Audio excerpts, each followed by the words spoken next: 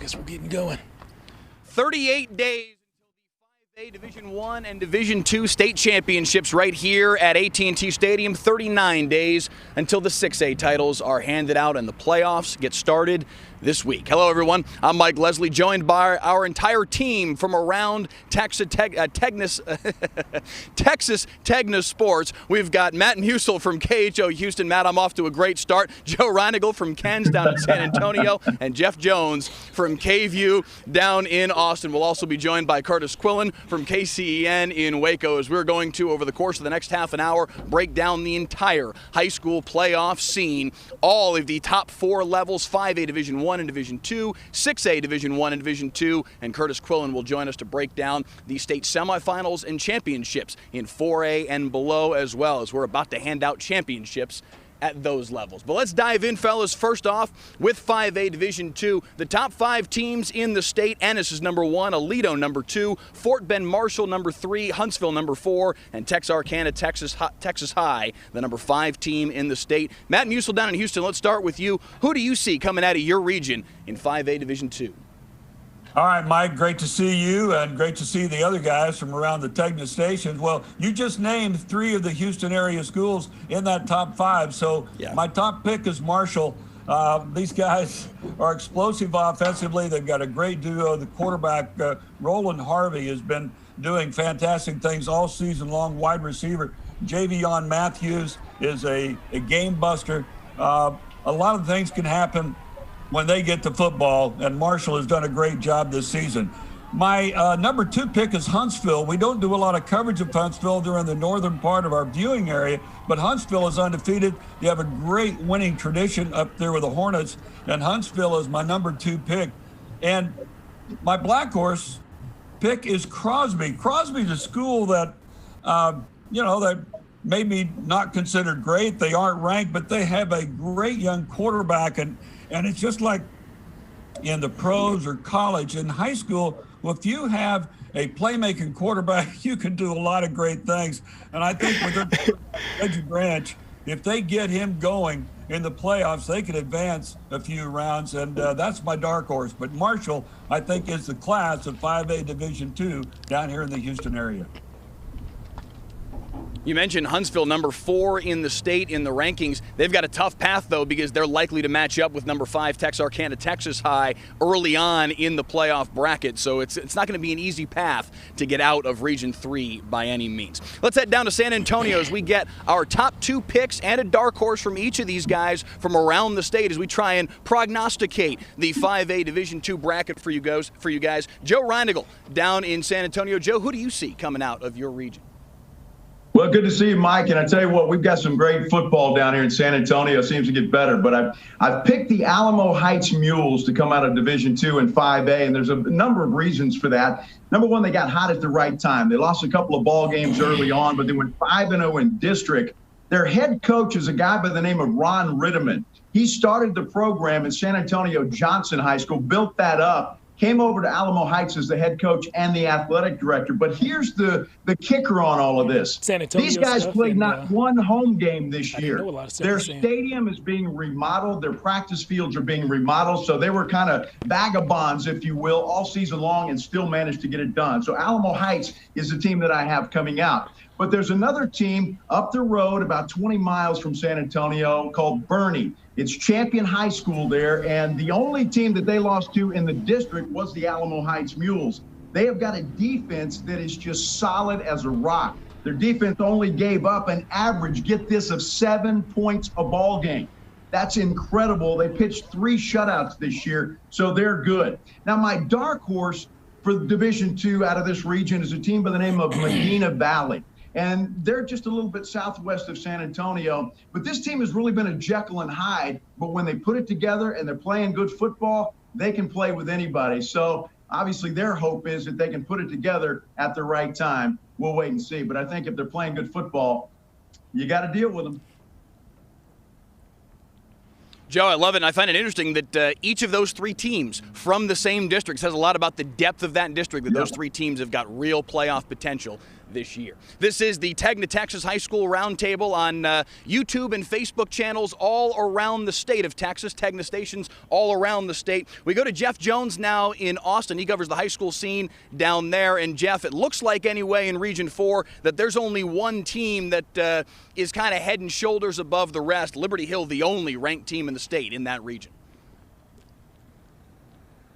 Yeah, Liberty Hill looks fantastic, and they've looked that way since really before Game 1. Preseason, we knew that this was going to be a team that made some noise, and what makes this Liberty Hill team very interesting, there are a few things, but the one thing that jumps out to me right off the bat is this is their first year in 5A. They moved up from 4A, and they have been dominant running the slot T offense. It's a strange offense. It's based on misdirection and really based on having 3 or 4 running backs who can carry the load. Let me tell you exactly how good they've been recently. Their past 5 games, all wins, they're 8-0 this season, but their past 5 games in particular, they won 76-0, 86-0, 42-0, 40-7, and 84-0.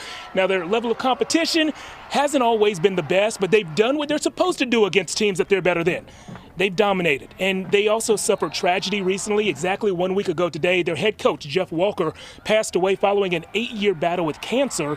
So these guys are bigger, stronger, faster, better than every other team that they played so far, and now they're entering the playoffs with extra emotions. Expect Liberty Hill to do something special. My number 2 team coming out of Central Texas in the 5A Division II lineup would be Rouse. The Rouse Raiders are a team that went from worst to first. Last year, they had the worst record in their district, 1-9. This year, they're sitting at 8-1 and they're district champs. The best story I have for you about Rouse, though, has to do with their sophomore quarterback, Mason Shorb. 5 years ago, when Mason was in 5th grade, he bumped into the Rouse head coach, Joshua Mann, in Target or HEB or something, and he said to him, he said, "Coach, soon I'm going to be your starting quarterback, and we're going to win a whole lot of games." As you can tell, Mason was right. And Mason, if you're watching, hit me up on Twitter at Jeff Jones Sports. I need the lotto numbers for this week's big-time drawing, all right?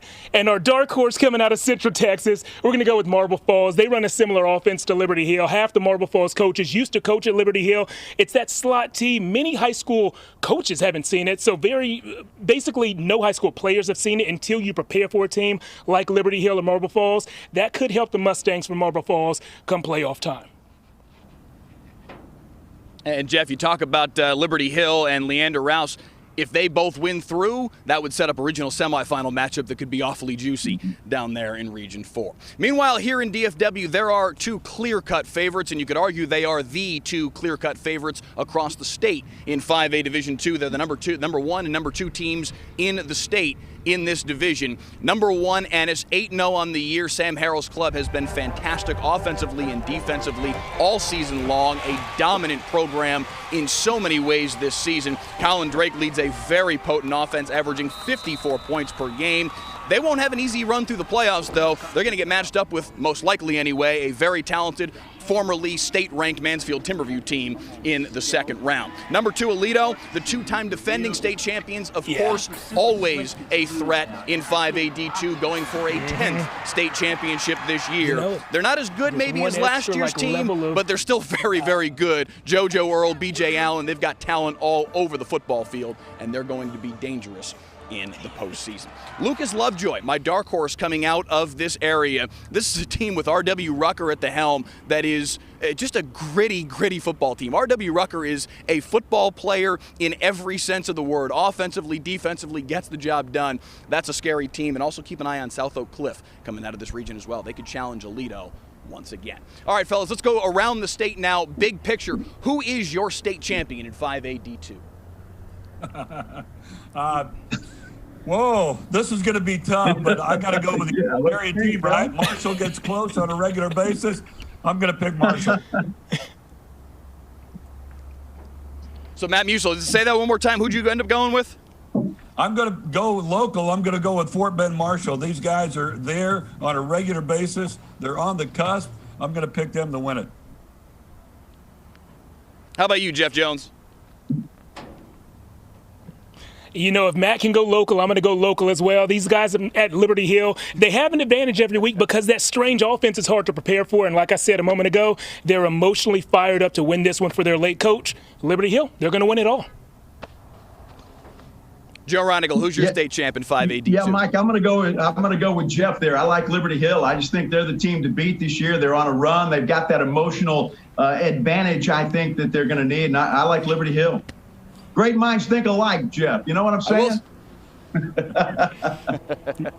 I know will exactly say this, what you're saying, Joe. Liberty Hill and some of these other teams. Liberty Hill and some of these other teams have got maybe an easier path to the state title game. I do think, though, if Ennis can indeed come out of Region 2, that team is stacked and loaded, and I do have them winning state in 5AD2. So far, we're all pretty much riding the homer train. We'll see if that changes here in 5A Division 1, where Region 2 is an absolute gauntlet. 5 of the top 10 teams in the state. Matt Musil, we'll come to you first in the Houston area. Who you got in 5AD1? Well, it's like you say, it's just jammed up with talent down here, and I've got to go with Manville. Manville was hurting there a little bit for a couple of years. Shadow Creek came along in that Alvin ISD, but don't forget the starting quarterback at the University of Miami is a Manville product. The starting quarterback at Florida is a Manville quarterback. Gabriel Larry is the latest in great quarterbacks out of Manville, and he's got a great receiver in Jalen Whitehall. I picked Manville to win this Division I in Class 5A, and Magnolia, they've got a tremendous running back, Magnolia, Mitch Hall, that this guy can do just about anything. He'll run past you, he'll run through you, and I'm picking them that's my number 2 pick. They're coming out of Region 2. And my dark horse out of 5A Division area is Foster. Foster's loaded with talent, had another very good season, and I'll go with Foster with my dark horse. They're just loaded with talent in Class 5A Division 1 here, Mike. Yeah, and Matt, that Magnolia team you're talking about got slotted into Region 2, which only makes their path that much more difficult. 5 of the top 10 teams in the state are in that region alone. Yep. Let's go to Joe Reinigle in San Antonio. Who's your favorite coming out of 5A in Division 1? Well, I'll tell you what, I'm going to leave San Antonio and go about 2 hours south to Corpus Christi Veterans Memorial. That team is absolutely loaded, offensively especially. These guys are incredible. They're averaging about 50 points a game, and they've got a pretty good defense at that, but they are just loaded offensively. So I like Corpus Christi Veterans Memorial to win the region in Division 1. My second team, I'm going to come back home, and I'm going to play that emotion card again. I'm going to go with the San Antonio Brackenridge Eagles. Their coach, a guy by the name of Willie Hall, is retiring after 25 years. He's been with the school, though, for 37 years. He's retiring, and these guys have been on a mission to win it for him, and they've done well. They won their district, and they're ready and primed for the playoffs. I like the Brackenridge Eagles to make some noise coming out of there. Dark horse-wise, I couldn't decide. I got a couple of them. We got a team on the very far south side of San Antonio called the Southside Cardinals. I like them. They are unbeaten, undefeated. Kind of a weak district, though, so we'll have to see when they get into some better competition. And the New Braunfels Canyon Cougars, they're loaded as well. So I've got 2 there. I couldn't decide, guys. Sorry. I had to go with 2. Well, Southside's in the top half of that Region 4 bracket, which looks to be wide open, so they may have an opportunity, Joe, to make a little bit of a run in this postseason. All right, let's head to Jeff Jones down at KVU in Austin. Jeff, 5AD1, who's your pick? Here in Austin, there is a clear 5A team that has just been amazing, especially on offense, and that is Cedar Park. Guys, one of the favorite stats that I have so far this season comes from the Timberwolves team. Their offense has 3 wide receivers who have 500 or more yards receiving and 6 or more touchdowns. Their quarterback, Ryder Hernandez, has thrown for 34 touchdowns and 0 interceptions this season. They're undefeated, 8-0 this year. They look like they are poised to make a deep, deep run, and I don't want to ruin my pick for later, but I expect to see a big trophy coming back to Cedar Park. They play in the same district as a Georgetown team that only has 1 loss on the season, and it came against Cedar Park. Now, what separates Georgetown from other teams that I've seen this year is how much fun they have, especially on offense. They've drawn up all these great trick plays. Coach Chuck Griffin drew up this awesome hook and ladder that had an option pitch between 2 wide receivers off of it. He told us after the game that he's been practicing that play with his teams every Thursday for the past 15 years. So they're keeping it fun, they're keeping it light, and as long as we're talking about impressive offense, let's move on to my dark horse, Dripping Springs. They have a wide receiver, Cameron O'Bannon, who is actually committed to play baseball at UT in the future.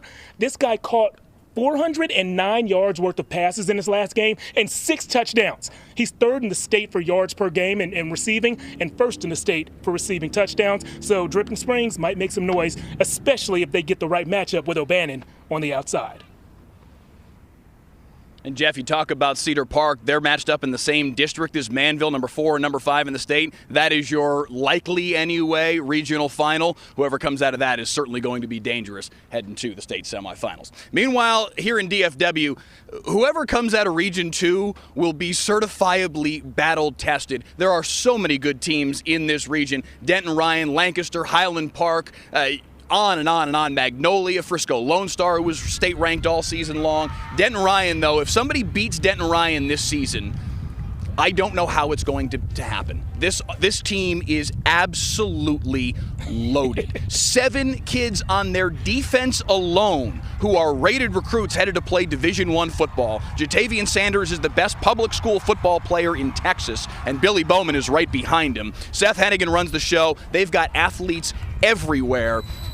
All due respect to every other team across the state, I'll go ahead and say it right now. Denton Ryan's winning state in 5A Division I. Highland Park is a team that certainly has a chance to knock them off. Number 2 in the state. They're fantastic. They've been kind of under the radar somehow. If a team ranked 2nd in the state can be under the radar, but blew out Rockwall earlier this year, a good 6A team.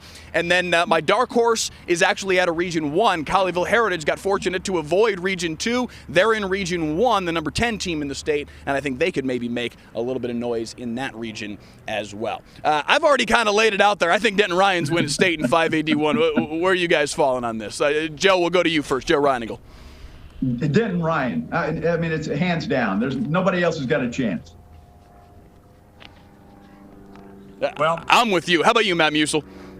Yeah, I pretty much agree with that. The one team that would have a shot is Manville. Manville, we're talking about all these great teams in 5A. And so far, we haven't even got to 6A. Well, Manville is not undefeated. Most of these teams we're talking about are undefeated. Oh, by the way, who did Manville lose to? North Shore out of 6A. So that's the only loss they have. So if there is someone that could challenge, I think it'll be Manville.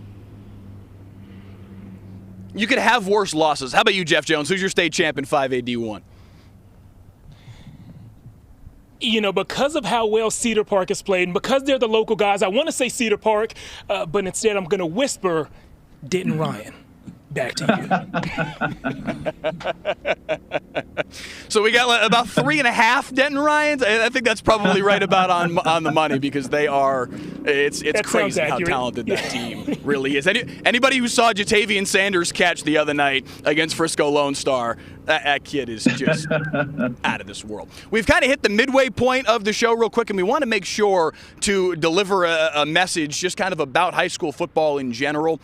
We've been fortunate to get through this entire regular season. We've been fortunate to get to the playoffs. Please, if you're going to be going to these games, do it safely, wear a mask, socially distance, follow those UIL guidelines, those CDC guidelines. Do this the right way, the safe way, because that's the only way we're going to get here to AT&T Stadium in a little over a month's time, is if everybody continues to do this the right way. And if you can, there's a lot of ways to stream these games on television. We streamed games all year long here at WFAA. There are streaming services all across the state. Please, if you can, stay home.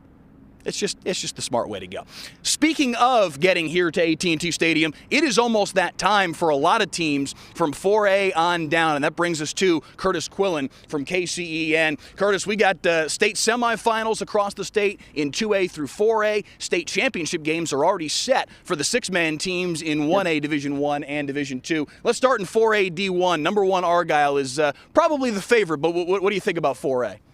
I agree with you. Good to see you, Mike. I think Argyle is the clear favorite here. Canyon is really good. Canyon has 5 shutouts this season, but there are no offenses in West Texas as dynamic as Argyle is. You look at Argyle, 77 points in week 8, 56 week 10, 79 in the bi-district round of the playoffs. And in the regional final, a 41-point performance against a really good, really physical Paris team. The Eagles averaging almost 50 points a game. have not scored below 28. I like Argyle coming out of the left side of the bracket. You look at the right side, and I think this one comes down to consistency. You've got Austin LBJ, the only UIL small school still standing with less than 10 wins so far this season, because the Jaguars did not debut until September 25th, but they are the definition of consistency on that side of the bracket. Lindale a little all over the place defensively against some really good teams. LBJ is 8-0 when scoring over 20 points. I like Argyle over the Jaguars from Austin LBJ in the 4A Division I state title game.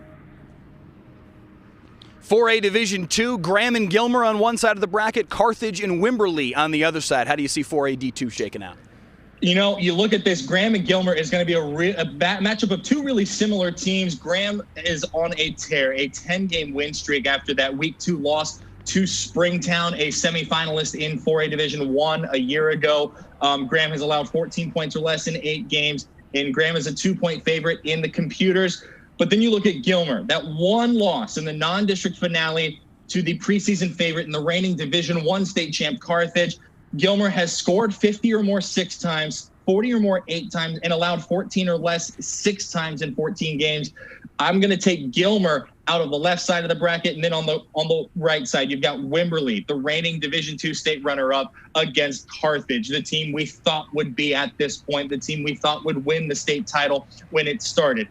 Carthage has only allowed 10 points or more in 4 games this season, one of those last week, the only time in the playoffs that they've done so against China Spring, 52-14 in the Region 3 final.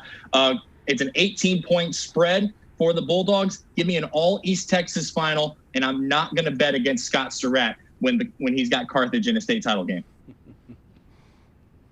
3A Division I, Jim Ned's pulled a couple upsets to get to this point against Art Briles' Mount Vernon club, and then Hallettsville and Lano on the other side of the bracket. Yeah, on the left side, Mount Vernon and Jim Ned both have pulled upsets to get to this point. You've got Mount Vernon as the only number 4 seed still standing in the UIL small school ranks. They were there because of tiebreakers. A really good offense led by former Baylor coach Art Briles. Jim Ned, or rather Mount Vernon, looks like almost the team of destiny at this point, but Jim Ned, a win over Brock 2 weeks ago, a stud performance last week in the regional final. I'm going to ride the hot hand here, though. Mount Vernon does appear to be the team of destiny. It's playing like a really solid ball club. I'm going to take Mount Vernon out of the left side of the bracket. On the right side, Hallettsville and Lano. This one really comes down to how much weight do you put in what one player can do for one team. If you think Jonathan Brooks can carry Hallettsville on his back single-handedly to a state championship game, then you have to take Hallettsville. Brooks, in the regional semifinal against Lorena from right outside Waco, 27 carries, 18 yards per carry, 9 touchdowns. And then last week, a little less. Same number of carries, 26 carries, 192 yards, 1 rushing touchdown, and a punt return touchdown. But Hallettsville was still able to beat Columbus, even with that kind of line, which is solid, but not the eye-opening, your eyes pop out of your head line he had against Lorena. Is still able to win. Give me Hallettsville over Lano, and then I'm gonna take Hallettsville to win the state title. All right, 3A Division II, number 1 versus number 2 on one side of the bracket, Canadian and Gunner. That should be an awful lot of fun. It is, and it's the 5th year in a row these two teams have played, but Canadian, not only out for revenge, has been the most dominant team in 3A Division II this season, which is saying something because Gunner has been impressive. So this is going to be an unpopular decision in North Texas. I'm going to take Canadian to beat Gunner. Then on the right side, Wascom and Franklin, a rematch of the 22 3A Division II state title game.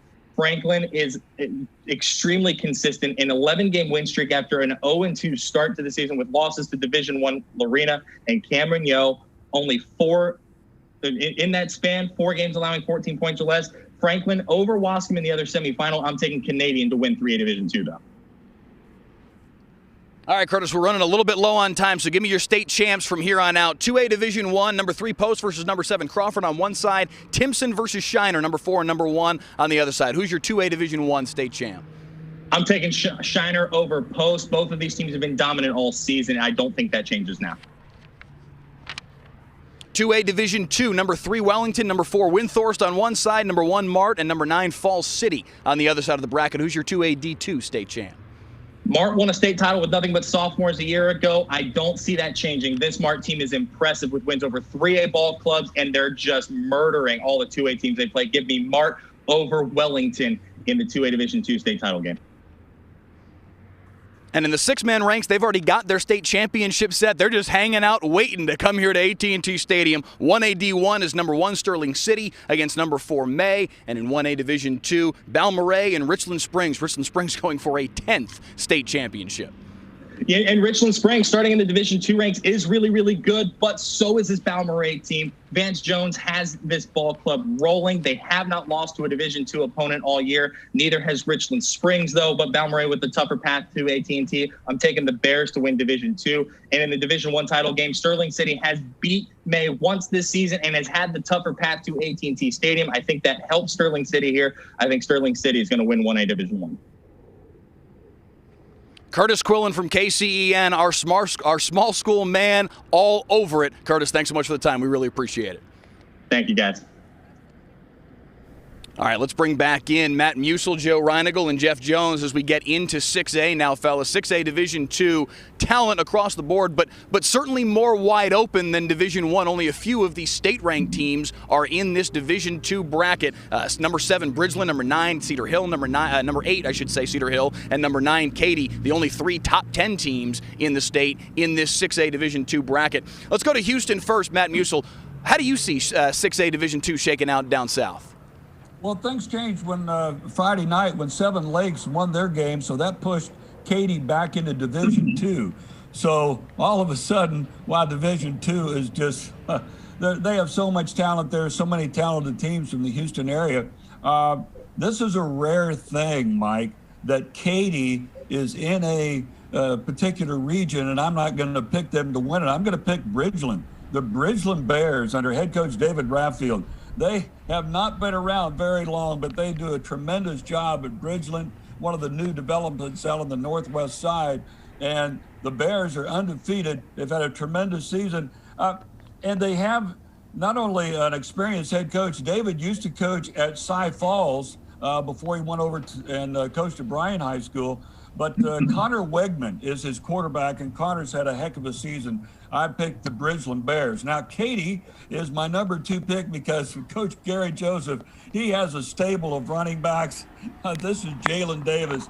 And it's just year after year after year, Coach Joseph has great running backs out there, even though he had one of his top players opt out, decided not to play this season because of all the COVID issues. And he's got a tremendous quarterback in Caleb Kroger. So if Bridgeland isn't there, I'm going with Katy. And then my dark horse, well, we have a couple of dark horses here. My first dark horse is Tomball Memorial. I heard Joe talking about a team in the San Antonio area averaging over 50 points a game. Through the first 5 games of the season, Tomball Memorial was averaging over 60 points a game. They wound up averaging over 50 a game. Unbelievable offense of these guys. They might just outscore everybody and get all the way to the region final. And the other black horse I have is Shadow Creek. They're the defending 5A state champs, moved up to Class 6A this year. They'll be a tough out also, but I'm going to say Bridgeland, I think, is the class of 6A Division II down here, Mike. Yeah, Matt, you talk about Tomball Memorial and how talented their offense is. They had their quarterback, Colton Marwill, not able to play a game. Their wide receiver, Joseph Manjack, played and scored 7 touchdowns, 5 rushing, 2 throwing. They can put up points. It doesn't matter who's on the field. So, yeah, Tomball is a little dangerous up there in Region 4. Manjack how about is down in Manimal? Manjack is a Manimal. No doubt.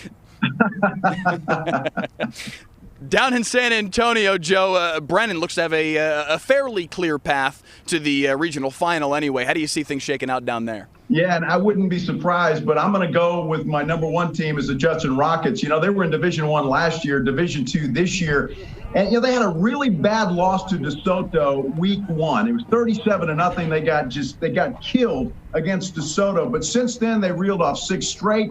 They lost last week to a Smithson Valley team desperate to make the playoffs. But here's what makes this team special. They run the football. They average 273 yards on the ground. It's incredible. DeAnthony Lewis is the man, averaging 10 yards a carry, but Michael Burrows is their quarterback. He can throw it when necessary, but he can also run as well. So I like the Judson Rockets. And then, Mike, will go to the Brennan Bears. They have been solid as well. Had a hiccup early on in the season, but they are a balanced attack, and they're doing a great job. They can throw the football, they can run the football, and their quarterback is Ashton DuBose, and he is just as solid as can be. Doesn't turn the football over, and he plays like a senior, although he's only a sophomore. So I like this team as well, and like you say, they may have the easier path. My dark horse team coming out is the Johnson Jaguars. Everybody thought around here that they were going to be the class of their district, of this city, because they just started out really hot, but then they faded down the stretch. But they've still got some talent, and I like them as the dark horse coming out of this region. All right, now we head to Austin. Jeff Jones from KVU. Jeff, how do you see things shaking out down your way? You got the Vandegrift team that's really good, and their 2 losses are really good losses. Yeah, they really are. They really are. And Vandegrift has been really good for the past 3 seasons. As you mentioned, they come into the playoffs with 2 losses, so they're 6-2, and this is a down year for them. They've gone undefeated the past 2 regular seasons, but even at 6-2, their defense only gives up 11 points per game. So what they do well is play D and keep everybody else from scoring, and typically that's enough to win. We'll see how that does for them in the playoffs. I like this team. What I don't like, though, is their path. They would open the playoffs against an Austin High team that's led by UT commit Charles Wright at quarterback, and Austin High is playing with some extra passion or energy or emotion. They haven't won a playoff game since 1957, so you know they see a Vandegrift team that might be a little down, and they think this could be their year to snap that streak. If Vandegrift gets by the first round by Austin High, then they'll play a team that Joe just mentioned, Judson. So I just don't know how far Vandegrift can go this year, but I do like what I've seen from them so far. I also like what I've seen from another team in that division, and that is Vista Ridge. You know, Vista Ridge returns their quarterback from last year, Kyle Brown, who was an all-state guy last year. He's not putting up those kinds of numbers this year, but you know he's just a guy who's been there, done that before, Mike. So when you have that experience, that calm confidence at that position, well, you always have a chance. And speaking of having a chance, I think it's time to move on to my dark horse. And in this 6A Division II, I'm going to say our dark horse from Central Texas is Hayes High School out of Buda, Texas. Hayes has 3 losses. And so if you look at that record, you might, turn your head and say, how far can these guys go? Well, 2 of those losses are to Austin Westlake and to where I'm standing right now, Lake Travis High School here in Austin as well. Those are 2 excellent losses, and their 3rd loss was a season opening loss to Vista Ridge. Well, Hayes gets Vista Ridge again to open the playoffs. If Hayes has gotten better and progressed like I think they have over the season, they might shock Vista Ridge, and then they'll play another team that Joe just mentioned, Johnson High School out of San Antonio. So we'll see. I don't think it's Austin's strongest division, but we do have some players in there. Yeah, Buda Hayes, you mentioned they've got 2 really good losses in Westlake and Lake Travis. The concerning part is that they're both by substantial margins, so you do wonder, okay, how deep can they go realistically? But like you say, maybe not the strongest part of the state for Austin, but still some good football teams for sure. Up here in DFW, the 2 regions, Region 1 and Region 2, have their own clear-cut favorite.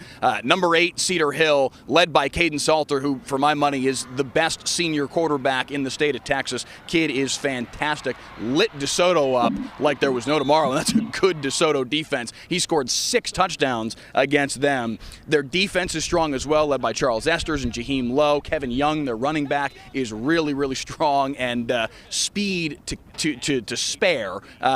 So Cedar Hill, I think, is it's certainly the favorite to come out of Region 2. Denton Geyer, number 13 in the state, the favorite to come out of Region 1, especially since Flower Mound Marcus quarterback Garrett Nussmeier might not play in the postseason. It's a big question mark coming into the postseason. So not having the number 12 team in the state, having their starting quarterback possibly only makes Denton Geyer's path that much easier. And my dark horse from this area is in Region 1 as well. Prosper, a team that gave Allen and Denton Geyer major fits during the regular season, played fantastic games with both of those two teams. They could potentially beat Flower Mound Marcus even if Nussmeier plays, and without him, I think they definitely move on to the second round, and I think you could see Prosper versus Denton Guyer later on in the playoffs in Region 1. All right, let's put a bow on 6A Division 2. Who's your state championship? Matt Musil, I'll come back to you down in Houston. I'm staying local, of course, Bridgeland.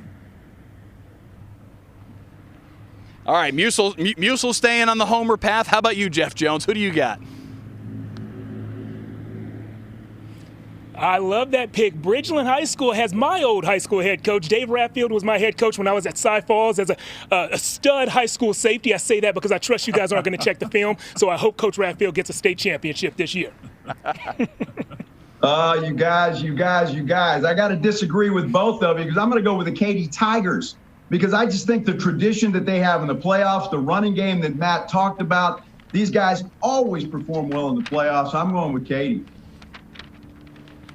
That's a good pick. Yeah, I have a hard time disagreeing with Katy. I think Katy definitely gets there. I think they're here at AT&T Stadium. I'm looking forward to Cedar Hill versus Katy in the state title game, and then I'll roll on the homer train too. Why not? And I'll go with the Longhorns to win their fourth state championship. All right, let's get to the big boys as we're running out of time, fellas. We got to get to 6A Division 1, where we've seen North Shore top Duncanville in each of the last 2 years. Matt Musil, you guys have the clear-cut favorite in number 1 North Shore. Take us through how Region 4 looks for you guys down there in 6A D1. Well, that's the thing. If you're the clear-cut number 1, is that a blessing or a curse? And we will find out for the Mustangs. I'll tell you, John Kay is reloaded. Demetrius Davis, the quarterback, is spectacular. He's headed to Auburn. He has another great playmaker on the team. Shadrach Banks is a top playmaker, but head coach John Kay doing a great job at North Shore. Once again, they should come out of Region 3. And out of the other region is my number 2 pick, Klein Kane.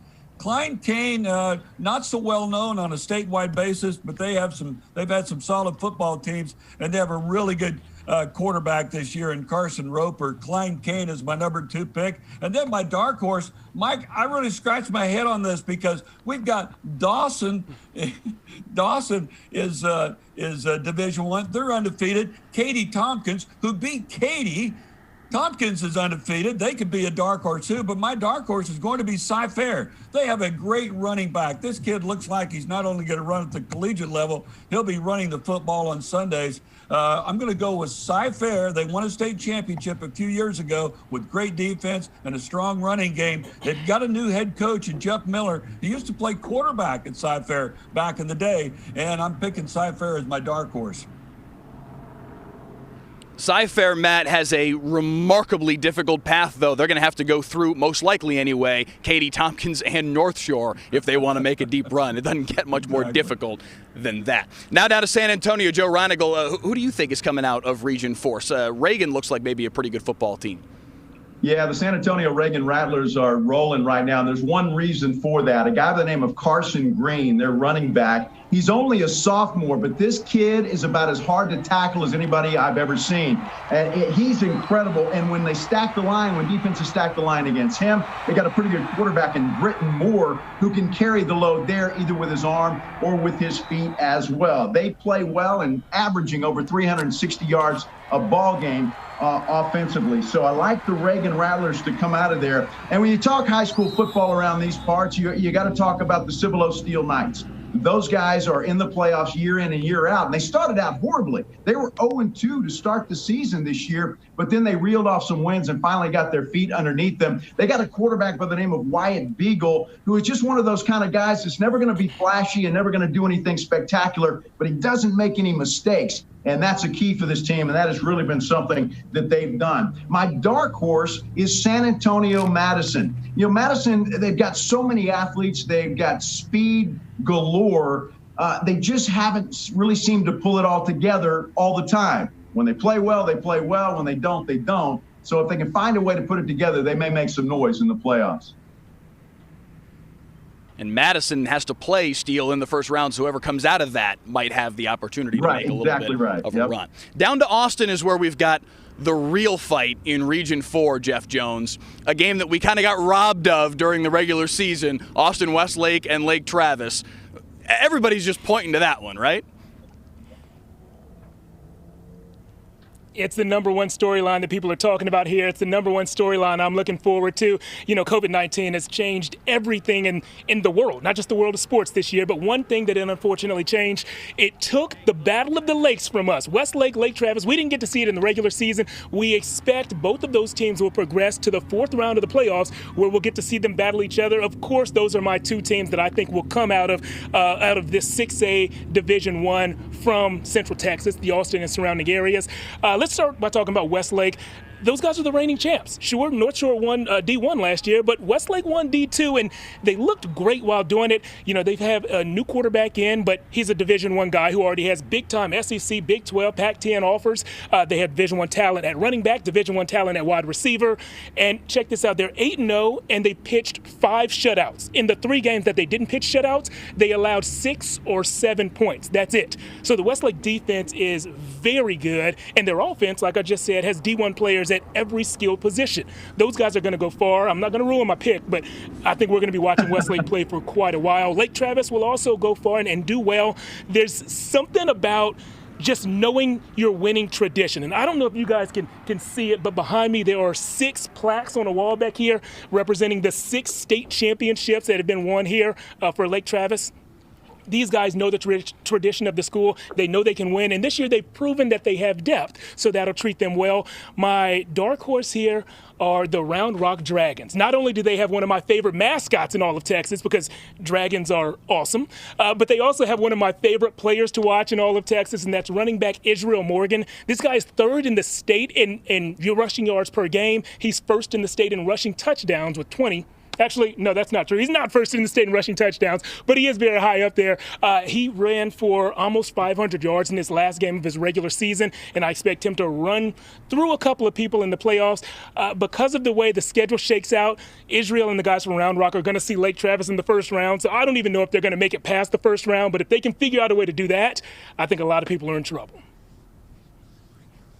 All right, meanwhile, up here in DFW, again, split into Region 1 and Region 2, which makes things a little bit easier to decipher.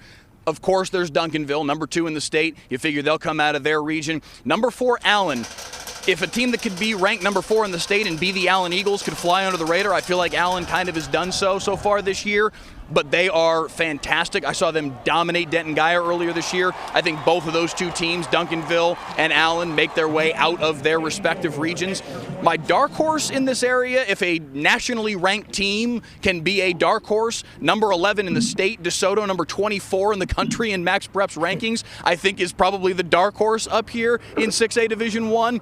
And I think the biggest reason why is their path. If they're going to win a state championship, likely they would have to beat 5 state-ranked teams in order to do so. The only game that wouldn't be against a state-ranked opponent would be their first-round game. Other than that, all the way through, they'd have to beat state-ranked teams in order to win a state championship, so a tall task for Claude Mathis's club, for sure. All right, fellas, let's put a bow on this whole thing. Who is your 6A Division I state champion? Matt Musel, I'll come to you in Houston. I have a feeling I know where you're going here. Exactly. Well, Mike, you make a good point. All it takes is one big upset, and then maybe that region opens up. So that's why we're picking. We have number 2 picks and dark horses. You know, I'm going to go North Shore, but my sentimental favorite is Westlake. That's where my grandson will go when he gets old enough to get up there. It's like high school. I have a feeling one of us may pick Westlake in this group, but got to go North Shore. The Mustangs are strong. They've been strong the last 2 seasons, and they're strong despite COVID-19 in 2020. I'm going North Shore Mustangs all the way. All right, Jeff Jones, how about you? Yeah, you know, Matt just alluded to it. Somebody's going to pick Westlake. I'm going with the local guys. Matt, you said you have a grandson who's going to play there. Go ahead and pitch the feature story for me. I got my notes segment right here. So just let me know the feature story. We'll go ahead and get that Westlake State Championship of 2032 or whatever he is started right now. But I think Westlake's going to win it. Will do.